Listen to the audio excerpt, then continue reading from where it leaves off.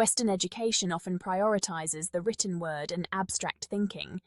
In contrast, Aboriginal and Torres Strait Islander learning models tend to be more multimodal, engaging all the senses. It is about feeling the texture of the earth, smelling the scent of the bush, and listening to the whispers of the wind. This immersive approach to learning allows for a deeper understanding and connection to the natural world. By using all their senses, learners develop a keen awareness of their surroundings.